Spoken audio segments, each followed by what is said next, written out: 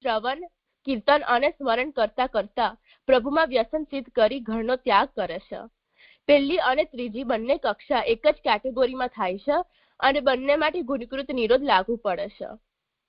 હવે ચોથો અધિકારી છે અદ્રઢ બીજભાવ વાળો, કે જેને ભગવદીઓનો સંગ કરી શ્રવણાદિમાં પરાયણ રહી પરિચર્યાનો પણ લાભ લેશે. જ્યારે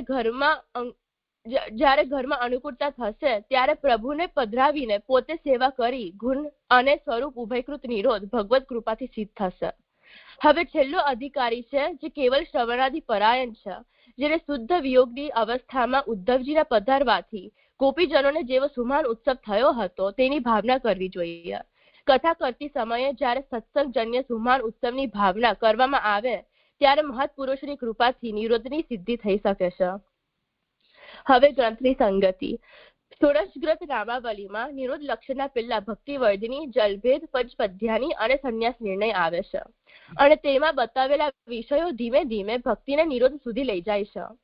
ભક્તિવર્ધિનીમાં શ્રી મહાપ્રભુજીએ ભક્તિની 4 અવસ્થાનું વર્ણન કરેલું છે: રુચિ, પ્રેમ, આસક્તિ અને વ્યસન.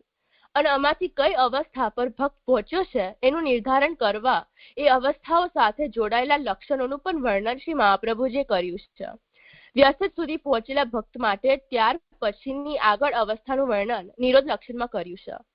ભક્તિવર્ધિની પછી જલભેદ અને પંચપદ્યાની ગ્રંથોમાં શ્રી મહાપ્રભુજી શ્રવણ કીર્તન માટે યોગ્ય વક્તા અને શ્રોતાની જરૂરિયાત બતાવી છે. જે શ્રોતા દ્રઢબીજ ભાવ સુધી પહોંચે છે તેમને વીરનો ભાવ જાગી પ્રપંચથી વિરક્તિ થઈ ઘર અને પરિવારનો ત્યાગ કરવાનો ભાવ જાગે છે. આનો વિસ્તાર શ્રી મહાપ્રભુજી સંન્યાસ નિર્ણય ગ્રંથમાં કરે છે. આમાં કૌંડિન્ય મુનિ અને ગોપીજનોને આદર્શ માની ત્યાગ કરવાનો ઉપાય શ્રી મહાપ્રભુજી બતાવે છે. આવો ત્યાગ કરવાથી શું ઉત્તમ ફળ પ્રાપ્ત થાય છે એનું ઉત્તર નિરોધ લક્ષણમાં શ્રી આચાર્યજી આપે છે. હવે શ્લોકનું સંક્ષિપ્ત વિવરણ. પ્રથમ શ્લોકમાં શ્રી મહાપ્રભુજી એવો ભાવ વ્યક્ત કરે છે કે મને ક્યારે એવો વિરહજન્ય દુઃખ અનુભવ થશે જે ઠાકોરજીના વનમાં પધારવાના કારણે યશોદાજી, નંદરાયજી અને ગોપીજનોને થયું હતું. ઠાકોરજી જ્યારે ગોચારણ માટે પધારતા ત્યારે વ્રજવાસીઓને ભગવાનના વિયોગથી મનમાં દુઃખ અને વિરહની અનુભૂતિ થતી, પરંતુ અનવતાર કાળમાં આપણે અનવસરના સમયે ભગવાનથી દૂર થઈએ છતાં પણ એવો દુઃખનો અનુભવ થતો નથી. આવી સ્થિતિમાં શ્રી મહાપ્રભુજી કહે છે કે વ્રજભક્તોના ભાવનું મન, વચન અને કાયાથી ભાવન કરવું, જેથી એ ભાવ પોતાનામાં દ્રઢ બની શકે. તેથી શ્રી મહાપ્રભુજી આ શ્લોકમાં એવી અભિલાષા જગાવે છે જેના વડે મન ઠાકોરજીમાં બંધાયેલું રહે. હવે દુઃખની અભિલાષા વ્યક્ત કર્યા પછી બીજા શ્લોકમાં શ્રી મહાપ્રભુજી સુખની આશંકા રજૂ કરે છે કે મને એવું સુખ ક્યારે થશે જેવું ગોપિકાઓને અને સમગ્ર વ્રજવાસીઓને ભગવાનના ફરીથી ગોકુળમાં પધારવાથી થયું હતું. શ્રી મહાપ્રભુજી અહીંયા સમજાવે છે કે અનવતાર કાળમાં પણ ભગવાન જ્યારે અનવસર પછી ફરી દર્શન આપે ત્યારે ગોપીજનોની જેમ ભક્તને પણ સંયોગજન્ય સુખ થવું જોઈએ અને જો આવું સુખ પ્રગટ ન હોય તો ગોપીજનોના ભાવોની ભાવના કરવી. ત્રીજા શ્લોકમાં શ્રી મહાપ્રભુજી ભક્તના સંગથી થતું સુમાન ઉત્સવની અભિલાષા પ્રગટ કરે છે. ભગવાનને જ્યારે મથુરા પધારવાનું થયું હતું ત્યારે વનવાસીઓ અને ગોપીજનોનો તીવ્ર વિપ્રયોગ જોઈ ઉદ્ધવજીને પછીથી મોકલ્યા હતા. ઉદ્ધવજીના પધારવાના સંદર્ભમાં શ્રી મહાપ્રભુજી ત્રીજી અભિલાષા ઇન્ટ્રોડ્યુસ કરે છે. જે દિવસે ગોપીજનો અને વ્રજવાસીઓમાં સુમાન ઉત્સવ જાગ્યો હતો એ જ મારી અંદર ક્યારે જાગશે? અહીં સુમાન ઉત્સવ એવો આનંદ છે જે ભગવત ભક્તના સંગથી અંતઃકરણમાં પ્રગટ થાય છે. અનવતાર કાળની શુદ્ધ વિયોગ અવસ્થામાં શ્રી મહાપ્રભુજી ગોપીજનોના સુમાન ઉત્સવની ભાવના કરવાની આજ્ઞા કરે છે, જેના વડે ઉત્સવનો ભાસ આપણે પોતે કરી શકીએ. આ પહેલા 3 શ્લોકમાં શ્રી મહાપ્રભુજી સુખ, દુઃખ અને સુમાન ઉત્સવની અભિલાષા એવા ભક્તો માટે પ્રગટ કરે છે જેમની નિરોધ અવસ્થા અપક્વ છે અને સંસારિક વસ્તુની વિસ્મૃતિ નથી થઈ. હવે ચોથા શ્લોકમાં શ્રી મહાપ્રભુજી ક્લેરિફાય કરે છે કે આવી આશંકા ત્યારે જ થાય છે જ્યારે ભક્તને મહત્પુરુષો કે મોટાઓની કૃપા થાય. ભક્તિ માર્ગમાં ગોપીજનો, શ્રી યમુનાજી અને આપના પ્રવર્તક આચાર્યો મહત્પુરુષોની સમાન છે. જ્યારે અનવતાર કાળમાં ભગવાન પ્રત્યક્ષ રૂપે કૃપા કરતા નથી તો એ સ્થિતિમાં એ અન્ય દ્વારા કૃપા કરાવે છે. જ્યાં સુધી મહાત્માઓની કૃપા પ્રાપ્ત થતી નથી ત્યાં સુધી ભક્તને ભગવત ગુણગાન દ્વારા કેવલ સુખ પ્રાપ્ત થાય છે, પણ સદાનંદ ભગવાનની પૂર્ણ કૃપાનો આનંદ થતો નથી. જે ભક્તોને હજી સુધી મહાત્માની કૃપા પ્રાપ્ત નથી તેમના માટે 5મા શ્લોકમાં શ્રી મહાપ્રભુજી આશ્વાસન આપે છે કે જ્યાં સુધી ભગવાન મહત પુરુષો દ્વારા કૃપા કરવાની ઈચ્છા નહીં કરે ત્યાં સુધી કીર્તિમાન ભગવાન સુખરૂપ થશે. પણ આ સુખની પ્રાપ્તિ માટે લૌકિક મનુષ્યો નહીં પણ મહત પુરુષોના સંગમાં શ્રવણ અને કીર્તન કરવું જોઈએ, જે શ્રી આચાર્યજી એક દ્રષ્ટાંત દ્વારા સમજાવે છે. લૌકિક મનુષ્યો સાથે કરેલું કીર્તન વૃક્ષ ભોજનની જેમ ભાવવિહીન છે, જ્યારે મહત પુરુષોના મુખથી થયેલું ગુણગાન સ્નિગ્ધ ભોજનની જેમ રસાત્મક અને ભાવ પ્રગટ કરનારું છે. આવા મહત પુરુષો જેમ કે ગોપીજનોથી લઈને અવતારકાલીન ભક્તો અને વૈષ્ણવ ભક્ત પરંપરામાં આપતા પ્રવર્તક આચાર્યો પ્રત્યે આદર રાખવું જોઈએ. હવે ભગવત ગુણગાનને લૌકિક મનુષ્યોના ગુણગાન સાથે કમ્પેર કર્યા પછી 6ઠ્ઠા શ્લોકમાં શ્રી મહાપ્રભુજી ઉચ્ચ અવસ્થા પર પહોંચેલા બ્રહ્મજ્ઞાનીની સાથે કમ્પેર કરે છે. બ્રહ્મજ્ઞાની એવા ભક્તો છે જેમને સર્વત્રમાં બ્રહ્મનો અનુભવ હોય. શ્રી આચાર્યજી કહે છે કે ભગવત ગુણગાનનું સુખ એવું છે કે જે જીવન મુક્ત બ્રહ્મજ્ઞાનીના મનને પણ સ્પર્શી જાય. અને આ વાત સ્પષ્ટ કરવા એ સુખદેવજીનું ઉદાહરણ આપે છે. સુખદેવજી માતાના ગર્ભમાં બ્રહ્મજ્ઞાનને પ્રાપ્ત કર્યું હતું અને જન્મતાની સાથે જ સંસારથી દૂર થવા એમને ઘરનો ત્યાગ કરી ભાગ્યા. એ રસ્તામાં ત્યારે જ અટક્યા જ્યારે મહર્ષિ વેદવ્યાસે શ્રી કૃષ્ણના સ્વરૂપ ધ્યાનનો શ્લોક ગાયો. આ દ્રષ્ટાથી સમજાય કે ભગવત ગુણગાનથી જે સુખની પ્રાપ્તિ થાય છે એ સુખદેવજી જેવા ઉચ્ચ કક્ષાના આત્મનિષ્ઠ ભક્તોને પણ અનુભવાતી નથી. આવું કહેવાનું તાત્પર્ય એ જ છે કે મહત પુરુષોની કૃપા હોય કે ના હોય, આનંદના સાગર ભગવાન શ્રી કૃષ્ણના ગુણગાનથી સુખ જ થાય છે. આગળના 3 પ્રકારના સુખના વચ્ચે તારતમ્યતા બતાવ્યા પછી શ્રી મહાપ્રભુજી સંસારથી પ્રભાવિત ક્લેશયુક્ત ભક્તને સંબોધન કરી કહે છે, જે ભક્તને સંયોગજન્ય સુખ, વિયોગજન્ય દુઃખ અને સત્સંગજન્ય સુમાન ઉત્સવનો તાપ થઈ રહ્યો છે, એમને જોઈ સદાનંદ સ્વરૂપ ભગવાન કૃપાયુક્ત થઈને ભક્તના હૃદયમાંથી બહાર પ્રગટ થાય છે. પરંતુ આવી અનુભૂતિ માટે ભક્તની અંદર શુદ્ધ અભિલાષા, ક્લેશ અને ભગવાનની કૃપા હોવી જરૂરી છે. ખાલી જપ, પાઠ કે સાધનોની ગણતરીથી નહીં પણ ભક્તનો ક્લેશ જોઈ ભગવાન સદાનંદ સ્વરૂપે દર્શન આપે છે. ભગવાન એ જ સ્વરૂપે બહાર પ્રગટ થાય છે જેની ભાવના ભક્તે શ્રવણ, સ્મરણ અને કીર્તન દ્વારા કરેલી છે. રસશાસ્ત્રના કોન્ટેક્સમાં જોઈએ તો ભક્તને થતો ક્લેશ ઉદ્દીપન બને છે, કારણ કે એ એવી ચેષ્ટા છે જેના વડે ભગવાનમાં કરુણ રસ ઉભરાઈ આવે અને એના અનુભવ રૂપે ભગવાન ભક્ત ઉપર કૃપા કરી બહાર પ્રગટ થાય છે. રસશાસ્ત્રના દ્રષ્ટિકોણથી ક્લેશનું ઉદ્દીપન તરીકે સમજાવ્યા પછી હવે 8મા શ્લોકમાં સાધન અને ફળની દ્રષ્ટિથી આ વિષય શ્રી મહાપ્રભુજી સમજાવે છે. ભક્ત જ્યારે ક્લેશયુક્ત બની ભગવત ગુણગાન કરે છે ત્યારે ફલરૂપ સર્વાનંદ ભગવાન કૃપાની વૃષ્ટિ કરી ભક્તને ભીંજવી દે છે. આ અનુભવ અત્યંત દુર્લભ છે અને જેમના ઉપર આવી વિશેષ કૃપા થાય છે તેમની અંદર જ એ સુખ, દુઃખ અને સુમાન ઉત્સવ જેવા ભાવો જાગે છે. આના પછી 9મા શ્લોકમાં શ્રી મહાપ્રભુજી ભક્તોને સંબોધે છે જે હજુ નિરોધની અવસ્થા પર નથી પહોંચ્યા અને સાધન રૂપે ભગવાનમાં આસક્ત થવાના પ્રયત્ન કરે છે. જેમ કે ત્યાગાત્મક સાધન રૂપે સંસારમાં આસક્તિઓ છોડવી અને અનુષ્ઠાન રૂપે ભગવાનના સ્વરૂપનું ગુણગાન કરવું. ભગવત કૃપા અને પ્રપંચની વિસ્મૃતિ દ્વારા સાધન કરવાથી ભક્ત ભગવત ધ્રુવ બને છે અને એની અંદર તિરોહિત થયેલા સચ્ચિદાનંદ સ્વરૂપના દિવ્ય ગુણધર્મો પ્રગટ થવા લાગે છે. આવી સાધના થકી જ્યારે ભગવાન પ્રત્યેનો પ્રેમ વધતો જાય છે ત્યારે પ્રપંચ ઓટોમેટિકલી ભૂલાય છે, એટલે અલગથી પ્રપંચ વિસ્મૃતિના પ્રયત્ન જરૂર રહેતા નથી. 10મા શ્લોકમાં શ્રી મહાપ્રભુજી કહે છે અહમ રોધેન નિરોધ, એટલે કે હું રોધ કરીને નિરોધ થયો છું. આ શ્લોકમાં શ્રી મહાપ્રભુજી પોતાનું ઉદાહરણ આપી નિરોધની અવસ્થાનું વર્ણન કરે છે. જ્યારે તેઓ ભગવાનની આજ્ઞાથી પૃથ્વી પર પ્રગટ થયા અને દૈવી પુષ્ટિ જીવોને પુષ્ટિ માર્ગમાં જોડાવવાનું કાર્ય શરૂ કર્યું ત્યારે એમને દોષોથી ભરાયેલા જીવોને માર્ગદર્શન આપવામાં અને માયાવાદીઓ સાથે શાસ્ત્ર ચર્ચા કરવામાં એમનું મન ભગવાનથી થોડુંક દૂર પણ થઈ ગયું. એથી શ્રી મહાપ્રભુજી કહે છે કે હવે મેં બધા રોધો કે રૂકાવટોને દૂર કરી ચિત્રે ફરીથી પ્રભુમાં સ્થિર કર્યું છે. અહીંયા રોધ એવા અવરોધો છે જે ભક્તને ભગવાન તરફ જવા દેતા નથી. ક્યારેક આ અવરોધો પૂર્વજન્મના સંસ્કારો અને લૌકિક કે વૈદિક આસક્તિઓ હોઈ શકે છે.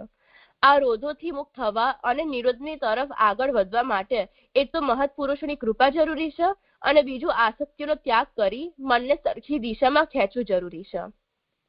હવે 11મા શ્લોકમાં શ્રી મહાપ્રભુજી પહેલાના શ્લોક સાથે કન્ટિન્યુટી રાખીને સ્પષ્ટ કરે છે કે નિરોધનું વર્ણન સૌ માટે નથી, પરંતુ એવા જ ભક્તો માટે છે જેમને ભગવત ગુણગાનથી આનંદ થાય છે અને દર્શનની અભિલાષા છે, જેમના માટે ભવસાગર જ આનંદ છે અને સંસારમાં જ ડૂબેલા છે. એમનો હાથ ભગવાન જકડી રાખવાના બદલે લૌકિકમાં મુક્ત કરી દેશે, અને જેમને ભગવાનમાં પૂર્ણ આસક્તિ છે એમનો હાથ ભગવાન પકડી રાખે છે અને ભક્તને પોતાનામાં નિરુદ્ધ બનાવે છે. અહીં મુક્તિ અને નિરુદ્ધ ઓપોઝિટ શબ્દો છે. નિરુદ્ધ એટલે ભગવાનની સાથે બંધાયેલી અવસ્થા જે સુખ પ્રદાન કરે છે, અને મુક્તિ ભગવાનથી દૂર થવાની અધોપતનવાળી અવસ્થા છે. હવે નિરોધની સાધના બતાવતા 12મા શ્લોકમાં પ્રશ્ન ઉભો થાય છે કે જે ભક્તને ભગવત આસક્તિ વધારવાની ઈચ્છા છે તેને શું કરવું? તો શ્રી મહાપ્રભુજી કહે છે, પ્રથમ તો ઇન્દ્રિયોને પ્રપંચના બંધનમાંથી છોડવું પડશે. ઇન્દ્રિયો સ્વભાવથી વિષયોમાં દોડે છે, એટલે ભગવાન તરફ વાળવા માટે પ્રયત્નશીલ થવું પડશે. અહીંયા શ્રી કૃષ્ણને ભૂમા તરીકે નિરૂપણ કર્યું છે, એટલે કે સુખથી પૂર્ણ છે, અને તેમનામાં ઇન્દ્રિયોનો વિનિયોગ કરવાથી સંસાર આસક્તિ દૂર થાય છે અને જ્ઞાનેન્દ્રિય કર્મેન્દ્રિયના અંતે તેનો નિરોધ સિદ્ધ થાય છે. નિરોધના સાધન વિશે આગળ નિરૂપણ કરતા શ્રી મહાપ્રભુજી 13મા શ્લોકમાં કહે છે કે સંસારથી પ્રભાવિત ભક્તને ત્યાગાત્મક અને અનુષ્ઠાનાત્મક સાધન કરવું જરૂરી છે. સંસારના આવેશમાંથી ઇન્દ્રિયોને બહાર ખેંચવું અને ભગવાનમાં જોડાવાનો પ્રયાસ કરવો. અહીં શ્રી મહાપ્રભુજી સ્પષ્ટ કરે છે કે જો મન સંસાર છોડે પણ કઈ દિશામાં જોડાય નહીં તો એ વિરહથી ક્લેશ થાય, પણ જો તે મૂળ દૈત્યના વેરી એવા શ્રી કૃષ્ણના ગુણોમાં જોડાય તો દુઃખના સ્થાને સુખનો અનુભવ થાય છે. ભગવાનમાં ઇન્દ્રિયોનું સમર્પણ થતા ભક્તને સંસારના વિરહથી ક્યારેય ક્લેશ થતો નથી. પણ જો ભક્તને આનંદ ના મળે અને તેના સ્થાને ક્લેશ થાય તો ભગવાન ક્રૂર છે એવું સાબિત થાય. અને બીજી તરફ જો ભક્તને આનંદ પ્રાપ્ત થાય અને સંસારનો વિરહ પણ દૂર થાય તો ભગવાનની દયાલુતા અનુભવાય છે. આ રીતે કહીને શ્રી મહાપ્રભુજી નિરોધની સાધનાનું નિરૂપણ પૂર્ણ કરે છે. હવે 14મા અને 15મા શ્લોકમાં વિષય બદલાય છે અને નિરોધને સિદ્ધ કરવામાં આવતા પ્રતિબંધોના વિષય પર શ્રી મહાપ્રભુજી કહે છે. શ્રી આચાર્યજી અહીં ક્લિયર કરે છે કે ભગવત ગુણગાનમાં આસક્ત ભક્તને કોઈ પ્રકારના પ્રતિબંધોની ચિંતા ન કરવી. જ્યારે ભગવાન પૂર્ણ સુખ પ્રદાન નથી કરતા તો ભગવાન ક્યારે દર્શન આપશે, ક્યારે કૃપા કરશે, ક્યારે પ્રગટ થશે એવી અભિલાષાઓ ભક્તની અંદર થાય છે, જે અધ્યાસના રૂપમાં પરિણમે છે. અધ્યાસ મતલબ ફોલ્સ સેન્સેશન કે ભ્રાંતિ. વિરહી ભક્તનો ક્લેશ તીવ્ર બને છે ત્યારે તે સર્વાત્મ ભાવની અવસ્થામાં પહોંચી બધામાં ભગવાનના દર્શન કરે છે. લૌકિક દ્રષ્ટિથી જોવા જઈએ તો આ ભ્રમ કહેવાય, પણ ઠાકોરજીના કોન્ટેક્સમાં આવી ભ્રાંતિ નથી રહેતી અને એક વાસ્તવિક અનુભવ બને છે. આવી સર્વાત્મ ભાવની અવસ્થા ભક્તિ માર્ગમાં સિદ્ધ અવસ્થા ગણાય છે. હવે 16મા શ્લોકમાં ઉપસંહારના રૂપે શ્રી મહાપ્રભુજી કર્તવ્ય બોધ આપે છે કે ભક્તોએ ભગવત ગુણગાન હંમેશા કરવું જોઈએ, પણ એ ગુણગાન માત્સર્ય, ઈર્ષા, લોભ અને અદેખાઈ વગર કરવું. શ્રી મહાપ્રભુજી કહે છે કે ભગવત ગુણગાન જ્ઞાન માર્ગ કરતા શ્રેષ્ઠ છે, કેમ કે જ્ઞાન માર્ગમાં અંતિમ ફળ રૂપે જ સંસાર આવેશની નિવૃત્તિ થાય છે, જ્યારે ભક્તિ માર્ગમાં તો સાધન અવસ્થામાં જ સંસાર દુઃખ દૂર થઈ હરિ ગુણગાન વડે સુખ સ્પર્શ થાય છે. પણ આવો ભગવત ગુણગાન તો લાભ ત્યારે જ મળે જ્યારે તે ઈર્ષા અને લોભ વગર કરવામાં આવે. જો બીજા ભક્ત પ્રત્યે ઈર્ષા કે સ્પર્ધા આવી જાય તો તે યોગ્ય નથી અને ભગવાનમાં આસક્તિ વધવાના બદલે લૌકિક રાગ દ્વેષ મનને વિચલિત કરી દેશે. એટલે કોઈ પણ ભક્ત પ્રત્યે દુર્ગુણો રાખ્યા વિના શ્રદ્ધા અને મન સાથે ભગવત ગુણગાન કરવું જોઈએ. હવે 17મા અને 18મા શ્લોકમાં શ્રી મહાપ્રભુજી કર્તવ્ય બોધને આગળ કન્ટિન્યુ કરતા સમર્પણનો સિદ્ધાંત દર્શાવે છે. તેઓ આજ્ઞા કરે છે કે સંકલ્પ પૂર્વક શ્રી હરિ મૂર્તિનું ધ્યાન કરીને આંતર અને બાહ્ય ઇન્દ્રિયોને ભગવાનમાં વિનિયોગ કરવું જોઈએ. હાથથી કૃતિ, પગથી ગતિ, કાનથી શ્રવણ અને વાણીથી કીર્તન આ બધું ભગવાનમાં થતું હોય તો ભગવાન પ્રત્યેનું વ્યસન સિદ્ધ થઈ લૌકિક આસક્તિ ઓછી થશે. આમ ઇન્દ્રિયોને ભગવાન સાથે જોડવાથી નિરોધના 2 કાર્ય પ્રપંચ વિસ્મૃતિ અને ભગવત આસક્તિ સહજ રીતે સિદ્ધ થાય છે. જો ઇન્દ્રિયોનો ઉપયોગ ભગવાન માટે ના થતો હોય તો તેનામાં સંસારનો આવેશ નિશ્ચિત છે. હવે એવો પ્રશ્ન ઉભો થાય કે જો કેટલીક ઇન્દ્રિયો જેમ કે જનન અને ઉત્સર્ગ ઇન્દ્રિયોનો સીધો ઉપયોગ ભગવાનની સેવા માટે શક્ય ન હોય તો શું કરવું? તો શ્રી મહાપ્રભુજી 19મા શ્લોકમાં કહે છે કે આવી ઇન્દ્રિયોનો પરોક્ષ રીતે ઉપયોગ કરી શકાય, જેમ કે ભગવદીય સંતાનની પ્રાપ્તિ માટે વિવાહ કરવો કે શરીરનો મલ ત્યાગ કરી શુદ્ધ શરીર વડે ભગવત સેવામાં પહોંચવું. પરંતુ જો કોઈ ઇન્દ્રિયોનો સીધો કે ન તો પરોક્ષ ઉપયોગ શક્ય હોય તો તેનો નિગ્રહ કરવો. આ વિકલ્પ અહીં બતાવ્યો છે. નિરોધ ત્યારે જ સિદ્ધ થાય છે જ્યારે બધી ઇન્દ્રિયો સમર્પણ ભાવથી ભગવાનની સેવામાં જોડાય. હવે અંતિમ શ્લોકમાં શ્રી મહાપ્રભુજી કન્ક્લુઝન રૂપે કહે છે કે ભક્તિ માર્ગમાં સર્વશ્રેષ્ઠ અવસ્થા તરીકે નિરોધને માનવામાં આવે છે, કારણ કે એનાથી વધારે કશું જ નથી. તેઓ સ્પષ્ટ કરે છે કે ભગવાનમાં આસક્તિ પૂર્વક જે નિરોધ થાય છે એની સામે કોઈ મંત્ર, સ્તોત્ર, વિદ્યા કે તીર્થો વડે પ્રાપ્ત થતી સિદ્ધિઓ ગૌણ છે. ભગવદ આસક્તિ જ મુખ્ય લક્ષ્ય છે, જેને પ્રાપ્ત કરવાથી બધું જ ભૂલાઈ જાય અને મન સંપૂર્ણ રીતે ભગવાનમાં લીન થઈ જાય. આવો નિરોધને શ્રી મહાપ્રભુજી જીવન મુક્તિ સમાન જ ગણાવે છે. હવે પારિભાષિક શબ્દ. પહેલો શબ્દ છે સદાનંદ. સદાનંદ ભગવાન એવા પ્રભુ છે જેમનો આનંદ ક્યારે તિરોભાવ થતો નથી. અહીંયા સદાનંદ એ માટે કહ્યું છે કેમ કે એ ભાવાત્મક સ્વરૂપ છે. જ્યારે ભક્ત ગુણગાન કરે છે ત્યારે ભગવાનની એક ઇમેજ મનમાં ક્રિએટ થાય છે અને એની અભિલાષા કરવામાં આવે છે, અને આ લાગણીઓ સહિત જેમનું શ્રવણ અને કીર્તન કરવામાં આવે છે એવા ભગવાનના ભાવાત્મક સ્વરૂપને સદાનંદ કહેવાય છે. બીજો શબ્દ છે સર્વાનંદ. ભગવાનનું સ્વરૂપ સર્વાનંદમય છે, મતલબ એ સદાનંદ છે અને એવો આનંદ સર્વમાં રહેલો છે. ભક્તનો ક્લેશ જોઈ ભગવાન આવા સર્વાનંદ સ્વરૂપે બહાર પ્રગટ થાય છે. ત્રીજો શબ્દ છે કૃપાનંદ. કૃપાનંદ એટલે ભગવાનનું અનુગ્રહ.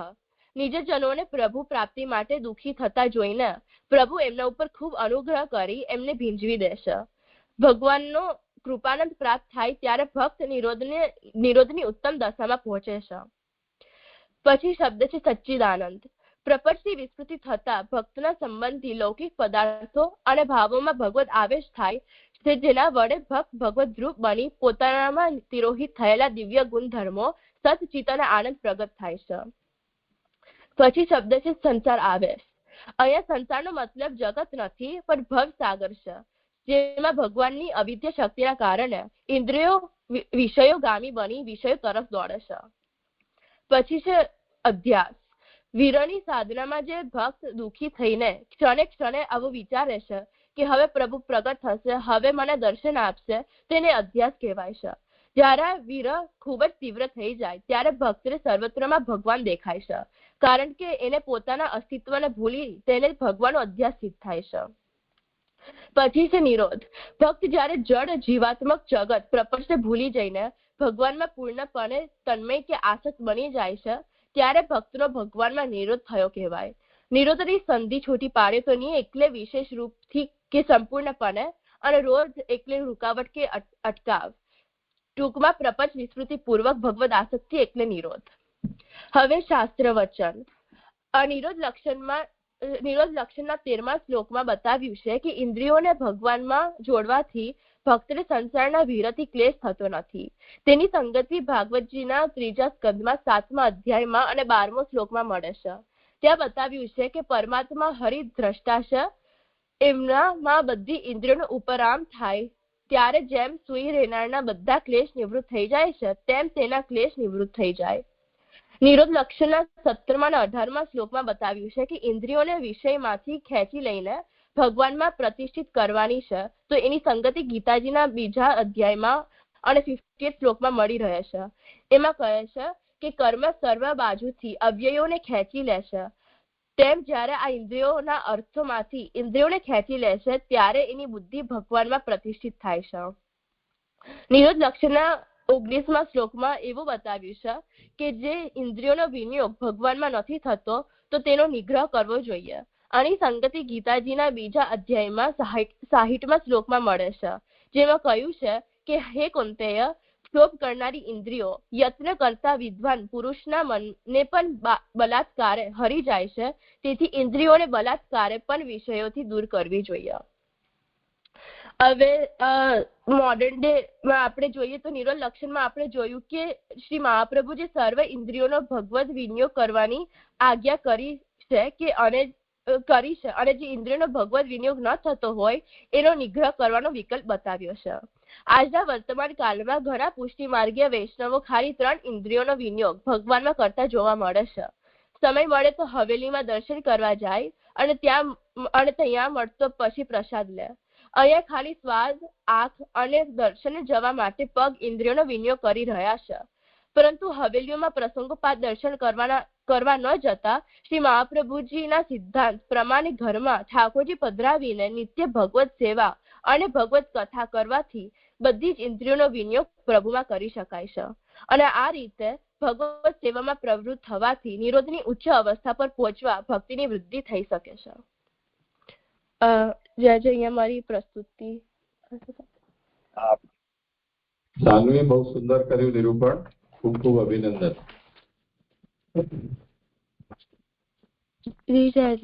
આજના ઉત્સવની ખૂબ ખૂબ બધાઈ. કેટલા વાગ્યા છે તમારે? અહીંયા 9:30 વાગ્યા છે આજે સવારના.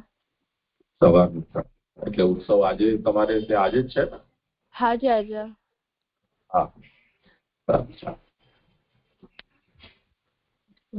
ચાલો, ખૂબ સુંદર નિરૂપણ કર્યું.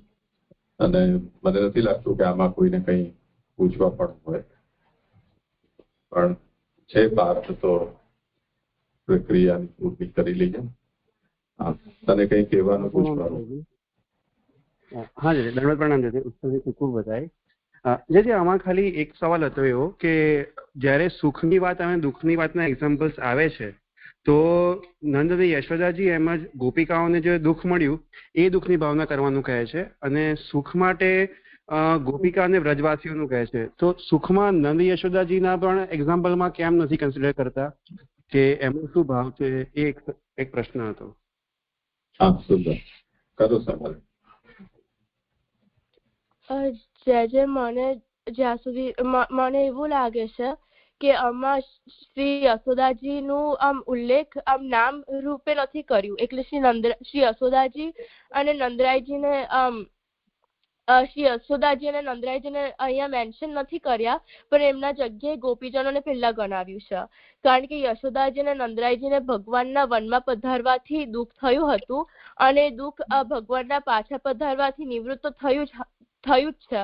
પણ અહીંયા એમને નામ આપીને એમનો સુખનું નિરૂપણ નથી કર્યું, પણ ઇન્સ્ટેડ અહીંયા જનરલ રીતે જ્યાં કીધું છે કે સર્વ વ્રજવાસીઓ, એ તો એમાં જ રિફર કરી રહ્યા છે શ્રી મહાપ્રભુજી. કારણ કે આનો મતલબ એવો થશે કે સુખ અને દુઃખની અનુભૂતિમાં, તો આનો મતલબ એવો છે કે સુખ અને દુઃખના અનુભૂતિમાં ડિફરન્સ છે. કારણ કે જેમનો નામ ઉલ્લેખ પૂર્વક સુખ અને દુઃખનું નિરૂપણ થઈ રહ્યું છે તો એમને વિશેષ રૂપથી સુખ અને દુઃખની અનુભૂતિ થાય છે, અને જેમનું નામ ક્રમમાં પહેલા મેન્શન શ્રી મહાપ્રભુજી કરે છે તો એનું પણ એવો જ મતલબ થાય છે કે એમનું સુખ કે દુઃખ સૌથી વધારે તીવ્ર છે. તો દુઃખની આશંકામાં શ્રી યશોદાજી અને નંદરાયજી અને ગોપીજનોનું નામ પૂર્વક ઉલ્લેખ કર્યો છે, પણ અહીંયા સુખમાં એવું નથી કર્યું. કારણ કે આપણે લૌકિક દ્રષ્ટિથી જોઈએ તો ઠાકોરજી નંદરાયજીના ઘરના બાળક છે, અને જ્યારથી ઠાકોરજી ગૌચારણ પધારવાનું શરૂ કર્યું ત્યારથી આ તો રોજનો રૂટીન બની ગયો. એટલે એમને ખબર છે કે ઠાકોરજી પાછા ઘરે પધારશે જ, એટલે એવો કશો સંશય એમના નથી રહી ગયો. એટલે એમને ઠાકોરજી પધાર્યા છે એની પ્રશંસા તો એમને થાય છે જ, એવું સુખ તો થાય છે જ. પણ જેમના ઘરે ઠાકોરજી જન્મ્યા નથી એમને વધારે એવી અભિલાષા થાય છે કે એમને એવી સુખની અનુભૂતિ વધારે થાય છે. એટલે અહીંયા એમને જનરલ રીતે જયારે વ્રજવાસીઓ સર્વ વ્રજવાસીઓ કીધું છે એમાં જ એમને એડ કરી લીધું છે શ્રી યશોદાજી અને શ્રી નંદરાયજીના. એવું મને લાગે છે. જય. અચ્છા ભક્તિ, આપણે વિચાર કર્યો હતો ને આ પ્રશ્ન ઉપર? સાનવીએ જ પૂછ્યું હતું. ઓહો, આ જવાબ હતો કે બીજો કઈ હતો? એ જ હતો. ભક્તિ પણ એમાં જ કે છે કે એ જ જવાબ હતો. સમાધાન થયું પાક? હા જી. આમાં જો સંક્ષેપમાં સમજવું હોય તો એમ સમજી શકાય કે સંસ્કૃત ભાષામાં ઉપલક્ષણ કહેવાય. એટલે જયારે આપણે કોઈ લાંબી લિસ્ટ ગણાવવી હોય નામોની તો બધા ન ગણાવી અને મુખ્ય હોય એના એકાદ બે ગણાવી દઈએ, પછી આપણે એને એટસેટ્રા કે વગેરે એવું કહીને એને સમજી લઈએ કે જે નથી ગણાવ્યા એને પણ આમાં સમજી લેવાના છે.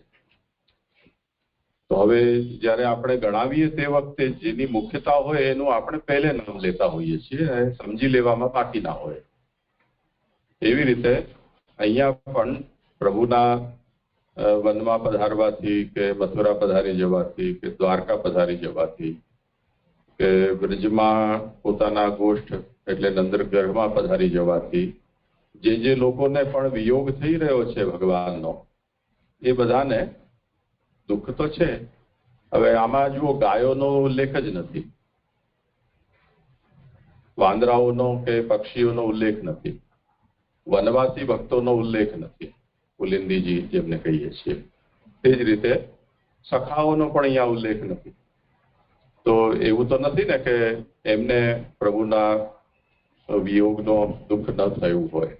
તો દુઃખ તો છે, પણ જેની મુખ્યતા છે એટલે જેની સાથે સદા પ્રભુ બિરાજતા હોય એમનાથી પ્રભુનો વિયોગ થાય તો એમને જે દુઃખ થાય એવું ક્યારેક કેટલોક સમય પ્રભુ જેમની સાથે વિતાવતા હોય એમના વિયોગથી થતો સુખ દુઃખ પણ એ પ્રકારનો થઈ જશે. તો જ્યાં જેની મુખ્યતા છે એને અહીંયા ગણાવ્યું છે, બાકી બધાને ઉપલક્ષણ સમજવાના છે.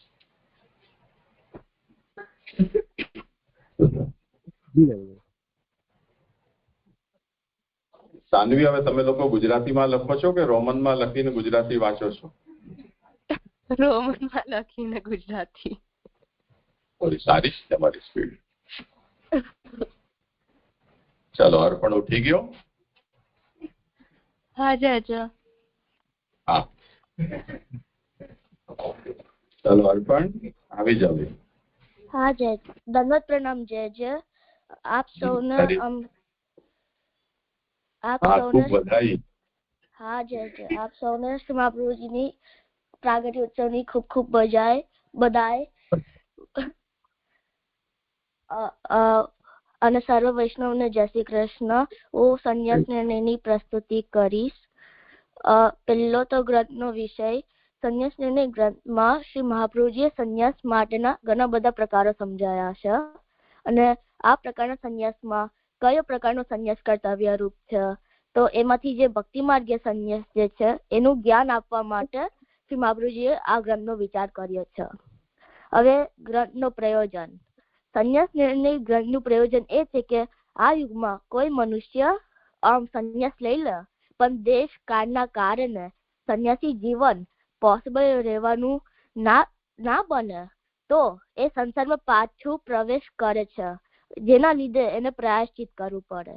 તવું ના થાય અને ગૃહસ્થ આશ્રમમાં રહીને પણ ત્યાગ અને વૈરાગ્યનું પાલન કેવી રીતે થઈ શકે એવું સમજાવવા માટે આ ગ્રંથ રચ્યો છે. હવે આ સંન્યાસ નિર્ણય ગ્રંથમાં બે ઇતિહાસ છે. એક તો શ્રી મહાપ્રભુજીના સેવક નરહરિ સંન્યાસી કે જે પહેલેથી જ સંન્યાસી હતા, અને શ્રી મહાપ્રભુજીના શરણા આવ્યા પછી એમને પૂછ્યું કે શાસ્ત્રીય સંન્યાસનું જ્ઞાન તો છે જ, પણ ભક્તિ માર્ગીય સંન્યાસનું સ્વરૂપ શું છે એ સમજાવવા માટે શ્રી મહાપ્રભુજી એ આ ગ્રંથ પ્રગટ કર્યો છે.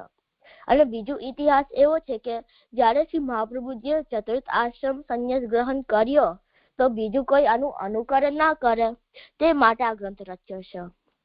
હવે જુદા ટીકાકારોના ઓપિનિયન આ વિષયમાં જુદો છે. કેટલાક ટીકાકારો એવું માને છે કે આ ગ્રંથ શ્રી મહાપ્રભુજીએ પોતાના માટે પ્રગટ કર્યો છે, અને અમુક ટીકાકારો એવું માને છે કે આ ગ્રંથ નરહરિ સંન્યાસી માટે શ્રી મહાપ્રભુજીએ રચ્યો છે. હવે અધિકારી. સંન્યાસ નિર્ણય ગ્રંથ એ ભક્તિ વેદનીમાં બતાવેલ એક પહેલો, ત્રીજો અને પાંચમો અધિકારી માટે છે. પ્રથમ કક્ષા વાળો જે છે એનો બીજભાવ સ્વાભાવિક રીતે ભગવત કૃપાથી દ્રઢ થયેલો છે, અને એનો વ્યસન સિદ્ધ જ થયેલો છે, અને તેને શ્રવણ કીર્તન સ્મરણથી પોતાના ભાવને ટકાવી રાખ્યો છે, અને એને કૃષ્ણ સિવાય બીજું કોઈ જ એના મનમાં નથી. આવા વ્યક્તિને શ્રી મહાપ્રભુજીએ વિરહનું અનુભવ માટે ગૃહત્યાગ કરવાનું કહે છે. એ જ રીતે જે ત્રીજી કક્ષા વાળો છે જેનો બીજભાવ દ્રઢ નથી થયેલો, એમાં વ્યાવૃત અને અવ્યાવૃત બે પ્રકારો છે. જે અવ્યાવૃત છે એ પ્રભુની સન્મુખમાં સેવા અને અનુસારમાં શ્રવણ એ પ્રભુની સન્મુખમાં સેવા કરે છે અને અનુસારમાં શ્રવણ આદિ કરે છે અને એવું આદર્શ જીવન જીવી રહ્યો છે. એટલે એનું ઘર તો એનું ઘર જ વ્રજ સમાન છે. એટલે એને ઘર છોડવાનો પ્રશ્ન જ ઉભો થતો નથી. પણ જે વ્યાવૃત છે, જેને સેવાનો અવસર મળતો નથી, એ પોતાના ભાવને દ્રઢ કરવા માટે પ્રભુનું શ્રવણ કીર્તન સ્મરણ કરતા કરતા એક દિવસ એની રુચિ પ્રેમ અને આસક્તિ વધતા પ્રભુમાં વ્યસન સુધી પહોંચી જાય. પછી એ જાત વ્યસન બને છે. એ અવસ્થામાં એને ક્યારે ને ક્યારે ઘરનું બંધન છૂટી જાય છે અને પ્રથમ કક્ષાની સમકક્ષામાં થઈ જશે. તો આ બંનેને શ્રી મહાપ્રભુજી વિરહાનુભવાર્તંતુ પરિત્યાગો પ્રશસ્ય તેનો ઉપાય બતાવ્યો છે. હવે 5મી કક્ષા વાળો અધિકારી પણ જે ભગવદીયના સંગથી શ્રવણની પ્રક્રિયાથી જ્યારે એને પ્રભુમાં પ્રેમ થાય અને અન્ય વસ્તુમાંથી રાગનો નાશ થઈ જાય, ઘરમાં અરુચિ લાગવા માંડે, પરિવારજનો એને બાધક બનવા લાગે, એવી રીતે આગળ વધતા જ્યારે એને સંન્યાસ સુધી પહોંચી જાય છે, તો શ્રી મહાપ્રભુજીને ભગવત વિપ્રયોગનો અનુભવ કરવા માટે સંન્યાસ લેવાની છૂટ આપે છે. હવે ક્રમ સંગતિ. સંન્યાસ લેને ગ્રંથ ભક્તિ વર્ધની સાથે સિદ્ધિ સંગતિ થાય છે, જલબેતન પંચપદિયાની સાથે નહીં. ભક્તિ વર્ધનીમાં ભક્તિની ફલાત્મિક વૃદ્ધિનો ઉપાય સમજાયો. આવું સમજાવતા શ્રી મહાપ્રભુજીએ 5 જુદા કક્ષા બતાવ્યા. આ જુદા કક્ષામાંથી જે કક્ષામાં જેમનું બીજભાવ દ્રઢ હોય, વ્યસનચિત થઈ ગયો હોય, પણ સેવા ના થાય, તો એને સંન્યાસ કે ત્યાગ લેવામાં યોગ્ય બને છે. હવે ગ્રંથનું સંક્ષિપ્ત વિવરણ. આ ગ્રંથમાં કર્મ, ભક્તિ અને જ્ઞાન માર્ગના 2 થી સંન્યાસના 3 પ્રકાર બતાવ્યા છે. એના અંતર્ગત ટોટલ 8 પેટા પ્રકાર છે. કર્મ માર્ગીય સંન્યાસમાં 2 પ્રકાર છે, કર્મફળ ત્યાગ અને ચતુર્થ આશ્રમ રૂપ સંન્યાસ.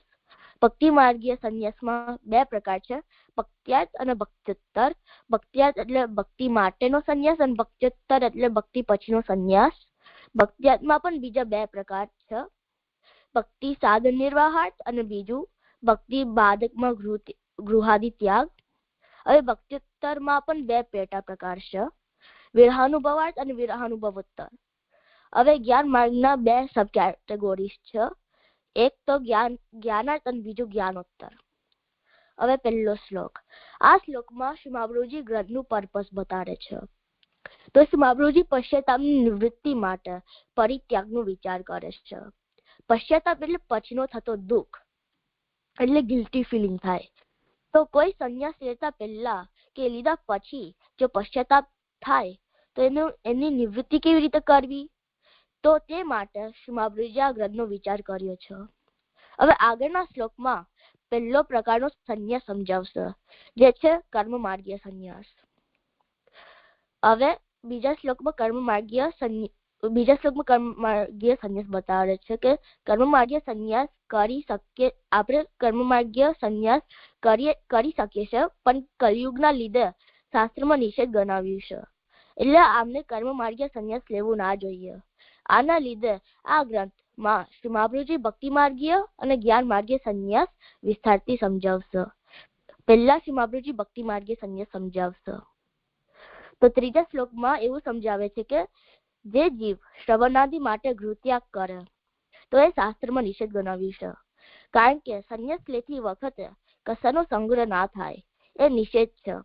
પણ ભક્તિ સાધન નિર્વાહાર્થ સંન્યાસમાં કોઈનો સંગ કે પુસ્તકોની સહાયકતા જ છે. આની સાથે ભક્તિ માર્ગ દૈન્યનો માર્ગ છે, ત્યારે સંન્યાસ ઉચ્ચ આશ્રમ છે. આના લીધે સંન્યાસીઓને અભિમાન થાય, અને અભિમાન ભક્તિ માર્ગમાં બહુ મોટો દોષ છે, જે ભક્તિથી દૂર લઈ જશે.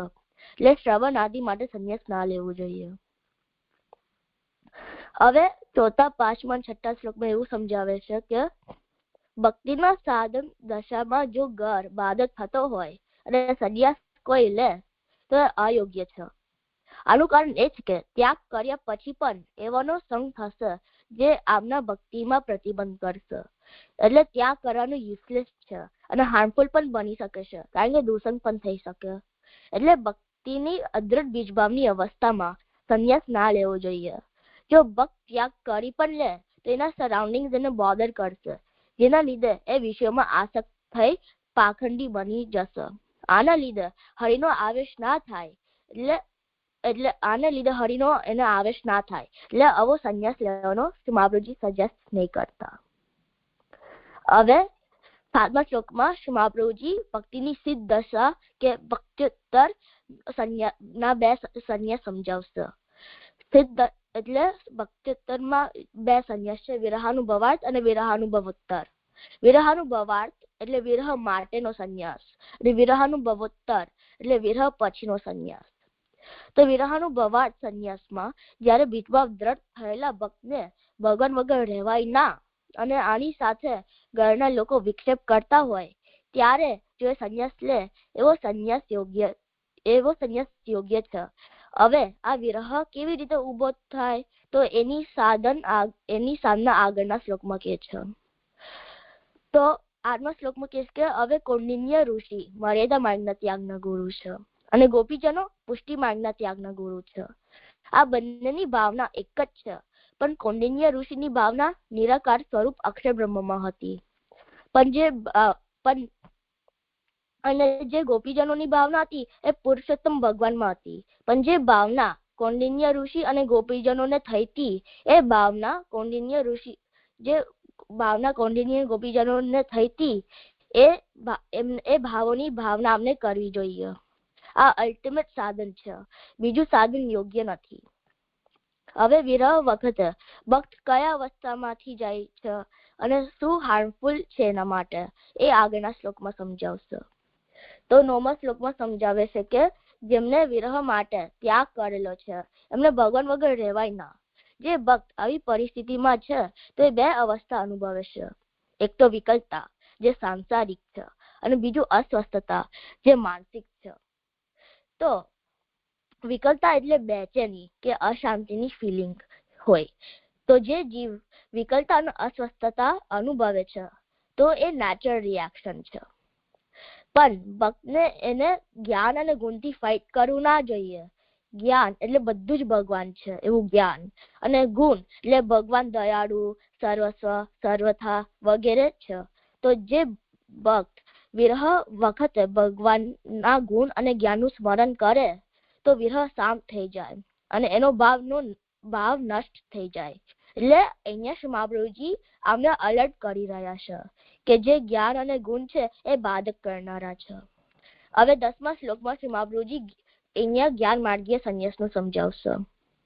તો 10મા શ્લોકમાં કહે છે કે 10મા શ્લોકમાં જ્ઞાન માર્ગીય સંન્યાસનું ફલ અવસ્થા સમજાઈ રહ્યા છે કે તો અહીંયા જ્ઞાનનો અર્થ થાય છે કે બ્રહ્મ જ્ઞાન એટલે બધું જ બ્રહ્મ છે, ભગવાન જ છે.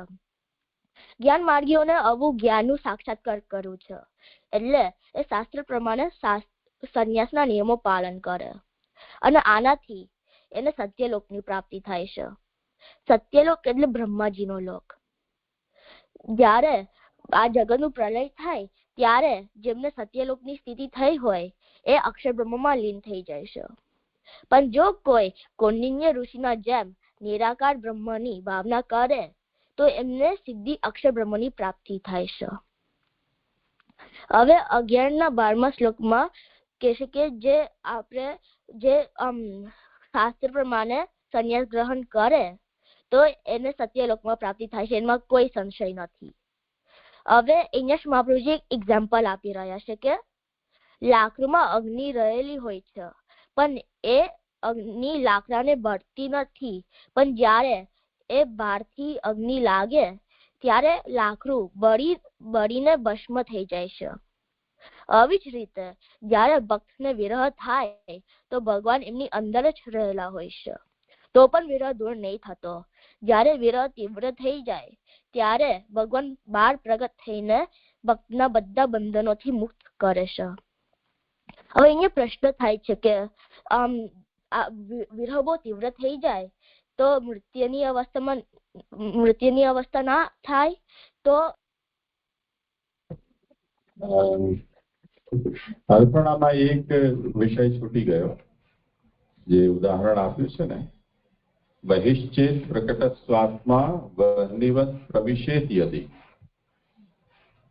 એટલે બહાર જે અગ્નિ છે એ જ્યારે લાકડાના ભીતર પ્રવેશ કરે ત્યારે અંદર અને બહારની અગ્નિ એક થઈ જાય અને લાકડું રાખ થઈ જાય. એવી રીતે ભક્તના તીવ્ર વિપ્રયોગને જોઈને ભગવાન જ્યારે બહાર પ્રકટ થાય અને એ પ્રકટ થઈને પછી ભક્તના હૃદયમાં ફરીથી અંતર્ધાન થઈ જાય, તે સ્થિતિમાં ભક્ત માટે હવે જીવી શકવું સંભવ નથી રહી જતું. તો તદૈવ સકલો બંધો નાશમેતિ. એટલે એ સ્થિતિમાં જ્યારે પ્રકટ થયેલા ભગવાન ફરીથી ભગવાન ભક્તના હૃદયમાં અંતર્ધાન થઈ જાય છે, ત્યારે પછી ભક્તના દેહના બધા બંધનો છૂટી જાય છે અને ભગવાનમાં એનું સાયુજ્ય થઈ જાય છે. હા જી, એટલે મને એવું સમજાયું કે જ્યારે ભગવાન બહાર પ્રગટ થઈને પાછા ભક્તની અંદર અંતર્ધાન થઈ જાય છે ત્યારે ભક્ત ને એવું જીવાતું એવું સ્થિતિ નહીં રહેતી, એટલે એ ભગવાનમાં જ સાયુજ્ય થઈ જાય છે. મને એવી સમજણ પડી છે. હા, સરસ. એક નાનું એક્ઝામ્પલ છે. કોઈક બેન છે, એમને બહુ મોટી લોટરી લાગી. ઘણા વર્ષોથી લોટરી ખરીદતા હતા, એમાં ઘણા બધા પૈસા ખર્ચાયા એમના, અને અચાનક લોટરી લાગી અને લોટરી લઈને એને ખુશ થતા થતા પોતાના એ લોટરીના રૂપિયા લેવા માટે જતા હતા, એટલામાં એમને એવી ભેંસ હતી, એ લોટરી ખાઈ ગઈ. તો એવી ભેંસ લોટરી ખાઈ ગઈ એમ એ બેનના પ્રાણ પંખીરે ઉડી ગયા. બહિશ્ચ પ્રકટ સ્વાત્મા વહ્નિવત પ્રવિશેતિ તદૈવ સકલો બંધો નાશે. મુસીબતે તો મળ્યું આટલું સુખ, અને મળતાની સાથે જ અલોપ થઈ ગયું, તો હવે પછી જીવન કેવી રીતે સંભવ રહે?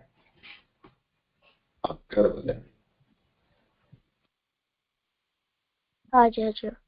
હવે 10મા શ્લોક, હવે 13મા અને 14મા શ્લોકમાં એવું સમજાવે છે કે અહીંયા પ્રશ્ન થાય છે કે જો વિરહી ભક્તને ભગવાન જ જોઈએ તો ભગવાન તો દયાળુ છે, તો તરત જ કેમ પ્રગટ નહીં થતા? તો આનું ઉત્તર શ્રી મહાપ્રભુજી સાર્કાસ્ટિક રીતે આપી રહ્યા છે કે ભગવાન દયાળુ છે એટલે જ એ પ્રગટ નહીં થતા. ભક્ત વિરહ માટે સંન્યાસ લેશે અને આ જ છે એનું ભક્તનું ફળ. અને જો પ્રભુ પ્રગટ થઈ જાય તો એ વિરહ પૂરેપૂરો અનુભવ ના થાય, જેના લીધે ફળ પણ અધૂરો થઈ જાય. તો એટલે ભગવાન ભક્તના વિરહમાં વિક્ષેપ નહીં કરતા. હવે આગળના શ્લોકોમાં જ્ઞાન માર્ગ જ્ઞાન માર્ગના 2 પ્રકારના સંન્યાસ સમજાવશે. તો જ્ઞાન માર્ગના 2 પ્રકારના સંન્યાસ છે. જ્ઞાનાર્થ એટલે જ્ઞાન માટેનો સંન્યાસ અને જ્ઞાનોત્તર એટલે જ્ઞાન થયા પછીનો સંન્યાસ. જ્ઞાનાર્થ સંન્યાસમાં યજ્ઞાદિક શ્રવણ કરે છે, જેમાં બીજાની અપેક્ષા રહે છે, એટલે આવો ત્યાગ યોગ્ય નથી. હવે જ્ઞાનોત્તર સંન્યાસ થઈ શકે છે, પણ ફળ મેળવવામાં બહુ વિલંબ થાય છે, અને એ સમયમાં કોઈની ઇન્દ્રિય સંસદમાં પડી જઈ શકે છે, જેના લીધે પાખંડી બની જાય.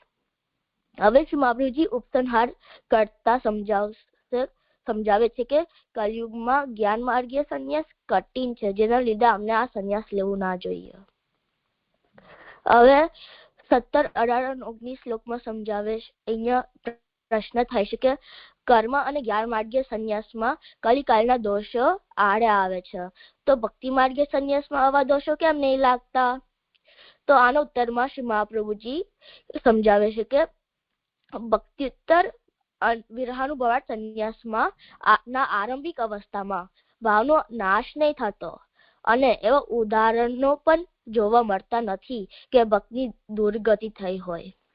પરંતુ કર્મ અને જ્ઞાન માર્ગના પ્રારંભિક અવસ્થામાં ભાવનો નાશ થઈ જાય છે, અને જ્ઞાન અને કર્મ માર્ગમાં કાથી થતો દોષ, માર્ગના થતો દોષ અને સંન્યાસ ગ્રહણ કરવાનો દોષ લાગે છે. અને લોકમાં જે સંન્યાસો પાછા સંસારમાં આવે છે એમને હજુ લૌકિક આસક્તિ રહેલી હોય છે, જ્યારે ભક્તિ માર્ગી સંન્યાસનો હેતુ તો વિરહનું અનુભૂતિ કરવા માટે જ હોય છે, અને ઘર પરિવાર વગેરે બધા રૂપ બાધારૂપ બને છે, જેનાથી ભક્ત પોતાના ઈચ્છાથી ત્યાગ કર્યો છે. અને બીજું કારણ એ છે કે ભગવાન ભક્તના વિરહમાં બાધા ઉત્પન્ન કરતા નથી. જેમ મા પોતાના બાળકને ભૂખ્યા ના મરવા દે તેમ ભગવાન પણ એવું ઈચ્છે છે કે પોતાના ભક્ત વિરહને પૂર્ણ રીતે અનુભવી શકે.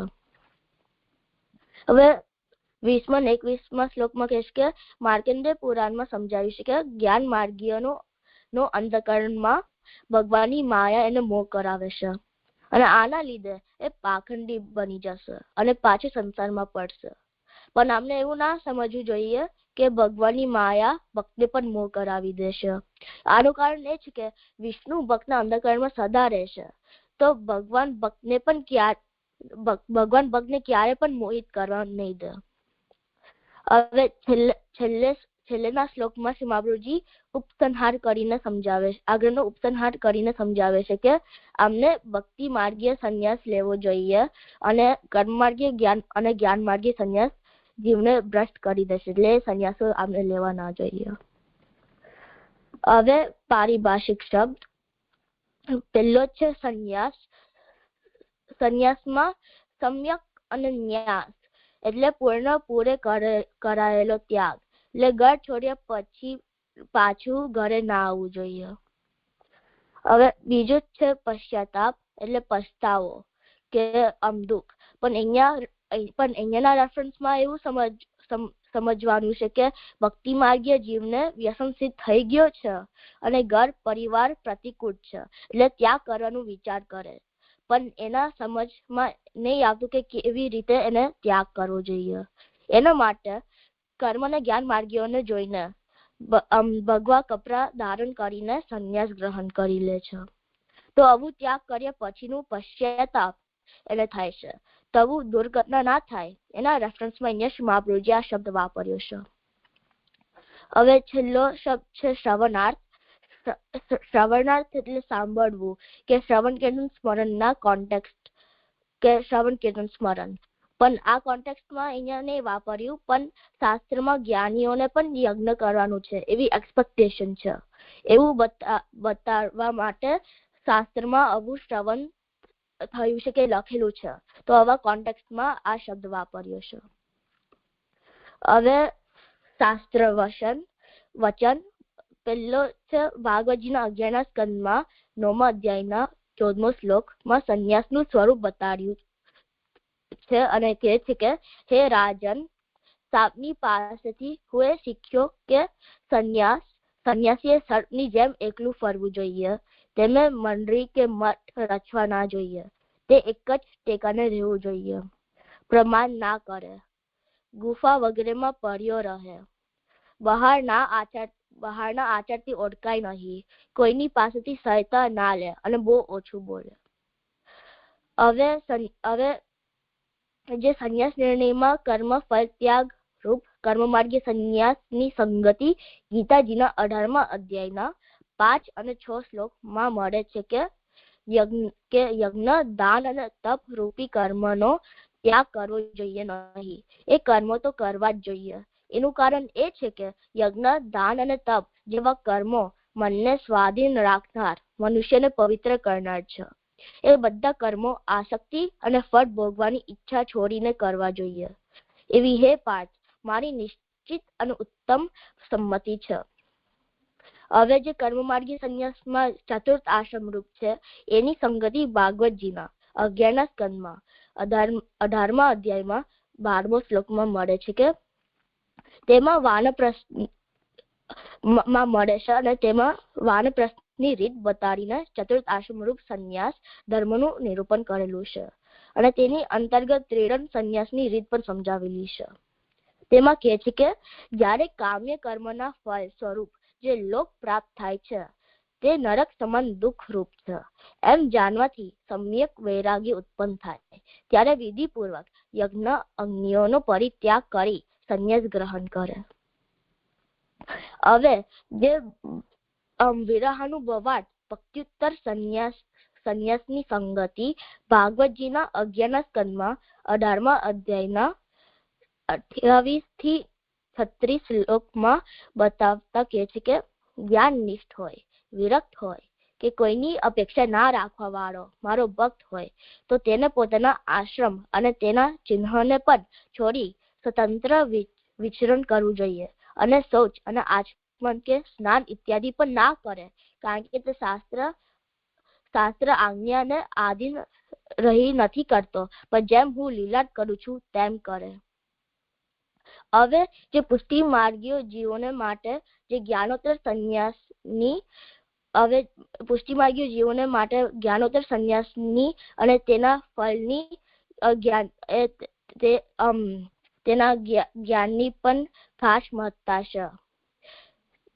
તેથી જ ભાગવતજીના પહેલા સ્કંદના 5મો અધ્યાય અને 12મો શ્લોકમાં કહે છે કે આદ્યારહિત નિર્ગુણ જ્ઞાન પણ ભગવાનના ભાવ વિનાનું હોય તો બરાબર શોભતું નથી. હવે આધુનિક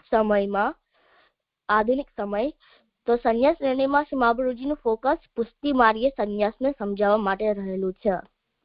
જે કર્મ માર્ગીય જ્ઞાન માર્ગીય સંન્યાસ છે એ કલયુગમાં કઠિન કે નિષેધ છે. તો આજના પરિપ્રેક્ષમાં પુષ્ટિ માર્ગીયના સંન્યાસમાં એવા કોઈ સમસ્યા ઊભી થવાની પોસિબિલિટી નથી, કારણ કે ભક્ત્યુત્તર સંન્યાસ વિરહની અનુભૂતિ માટે બતાવેલો છે અને આ માર્ગ ભગવાનનો છે અને ભક્ત ભગવાનનો આશ્રય લઈને ભક્તિ કરે છે, એટલે ભગવાન ભક્તની દુર્ગતિ કરવા નહીં દે.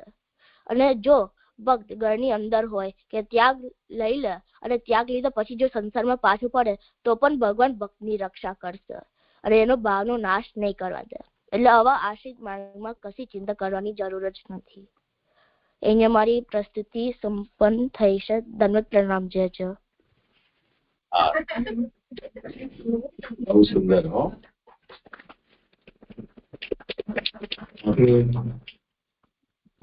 ચિંતનમાં સૌથી નાનો વૈષ્ણવ છે. અર્પણ કેટલા વર્ષનો થયો? 12 વર્ષનો જય જય. થઈ ગયો. 12 વર્ષનો બાબો છે. અમેરિકામાં જન્મ્યો છે. એની માએ એમને ગુજરાતી બોલતા વાંચતા હિન્દી વાંચતા શીખવ્યું છે અને બધા ષોડશ ગ્રંથોનો નિયમિત અભ્યાસ અમારી સાથે બેસીને કરે છે. ઠાકોરજીની કૃપા છે એમના ઉપર. આપણે પ્રેરણા લઈ શકીએ એમનાથી. એવા બાળકો છે. બાળક નાનું જન્મે તે વખતે એને આપણે બોલતા શીખવીએ. એ આપણને સાંભળે, શું સમજે શું ન સમજે એ તો તુક્કાની જ વાતો છે. આપણે જે બોલીએ છીએ એને સાંભળે છે, જો કાન એના કામ કરે છે તો. પછી એ અનુકરણથી બોલવાનો પ્રયાસ કરે. શરૂઆતમાં તોતડું બોલે, આડું અવળું બોલે, શબ્દો આગળ પાછળ બોલે. પછી થોડું થોડું ઘરમાં જે બોલાતું હોય એ બોલવાનો પ્રયાસ કરે અને શીખે. અર્થ એનો સમજે છે કે નથી સમજતો એ ગોટાળા પણ અમુક વર્ષો સુધી ચાલ્યા કરે. પણ જો બોલતા આવડે, સાંભળવાનો અભ્યાસ હોય તો પછી કાલાંતરમાં જે બોલાય છે એનો અર્થ પણ એ સમજી શકે. પશુઓ આપણા હોય ઘરના પાળતું, એમને પણ આપણે કંઈક કહીએ તો એ સાંભળે અને થોડું ઘણું સમજે પણ. આપણે એમને બગાડીએ, જોરથી અવાજ કરીએ તો ભાગી જાય, ઉચકારીએ તો પાછળ આવી જાય. એમ 2-4-5 ક્રિયાઓ છે એ લોકો જેમની સાથે સતત જોડાયેલા હોય એમની વાણીથી, એમના હાવભાવથી શીખી જતા હોય છે.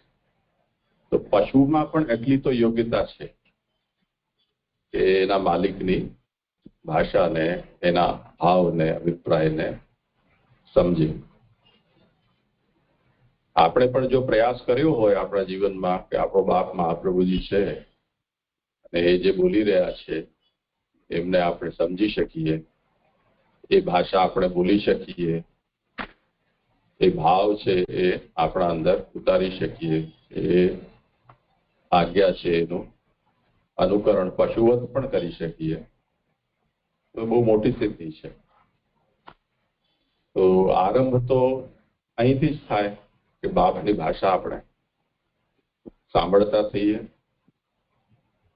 બોલતા થઈએ, સમજતા થઈએ, તે પછી એનું યથાશક્તિ અનુકરણ કરીએ. બાળક પણ ઘણું બધું આપણું બોલેલું સાંભળે છે, પણ જેનું આચરણ કરી શકવા સમર્થ નથી એ કેવલ સાંભળે છે અને સમજે છે. કદાચ મનમાં એમ વિચારતો હશે કે હું પણ મારા મોટા ભાઈ જેવો જેટલો થઈશ ત્યારે કરીશ, કે બાપ જેટલો થઈશ ત્યારે કરીશ, કે મા જેટલો થઈશ ત્યારે કરીશ, એવું એના મનમાં થતું હશે. આપણે બધે જ બાળક રહ્યા છીએ, આપણા મનમાં પણ આ બધી વસ્તુઓ થયેલી છે.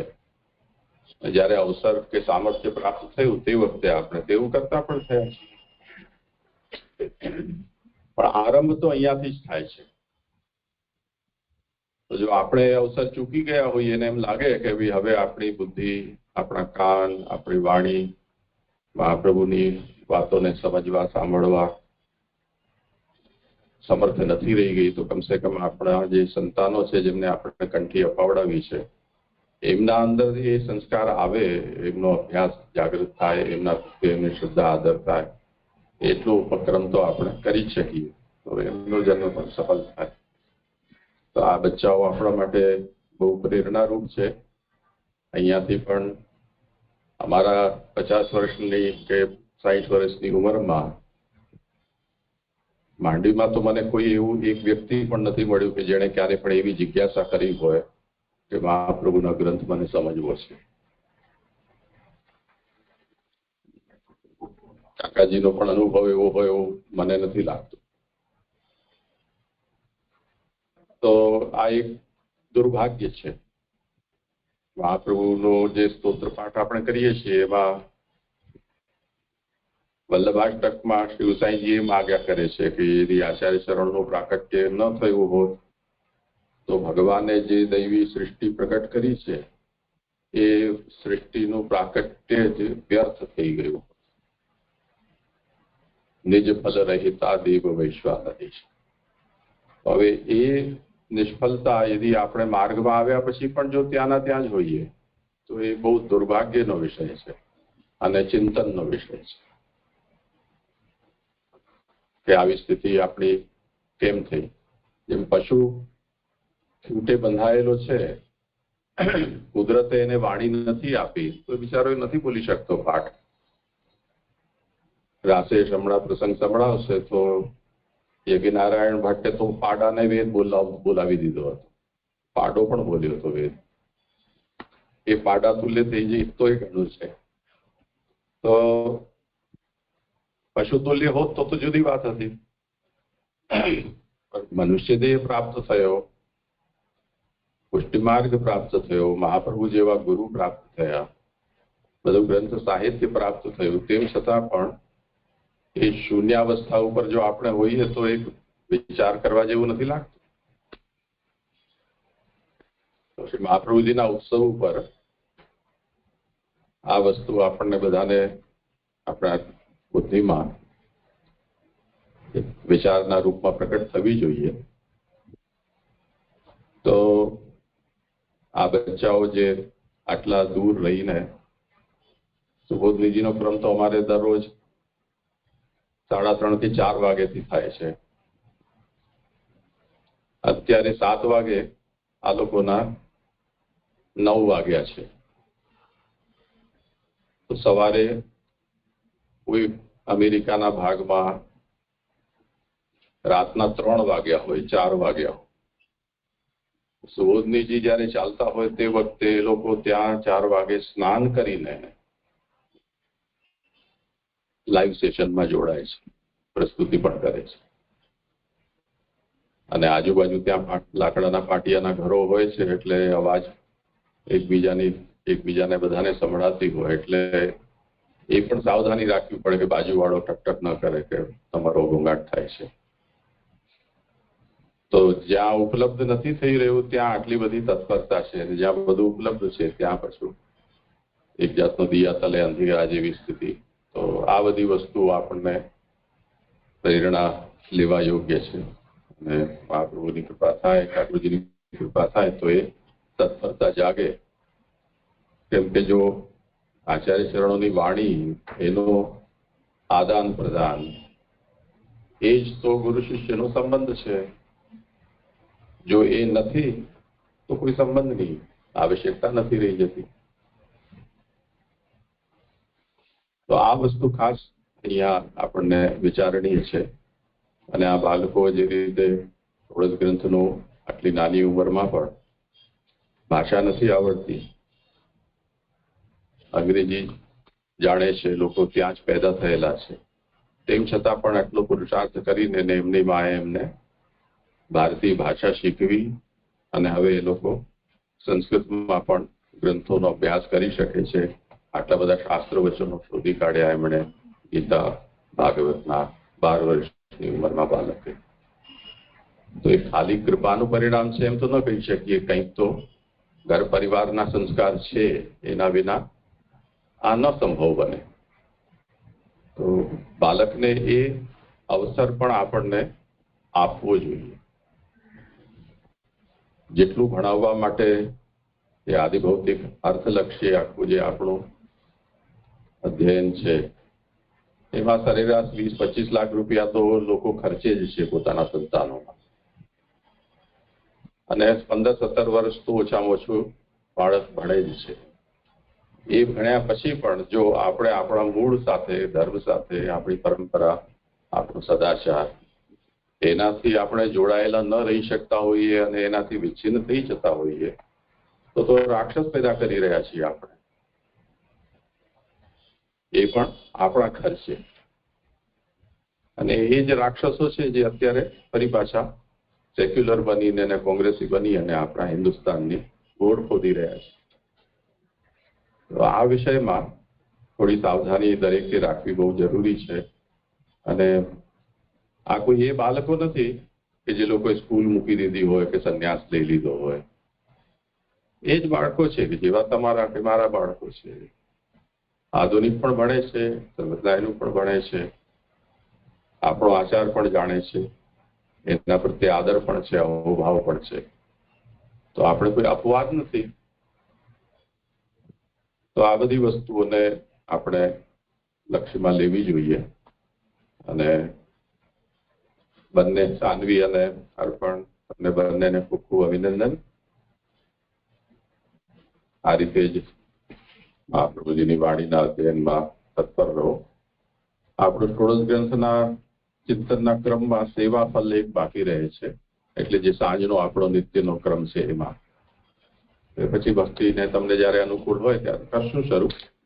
અને સેવા ફલ અને પંચશ્લોકી, શિક્ષા શ્લોકી અને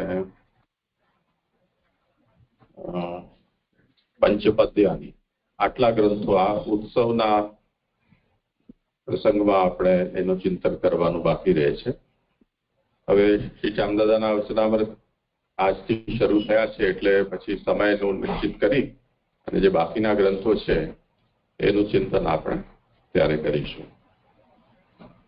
હવે અહીંયા આ જે લાઈવ કોન્ફરન્સ છે એને અત્યારે હું બંધ કરી રહ્યો છું.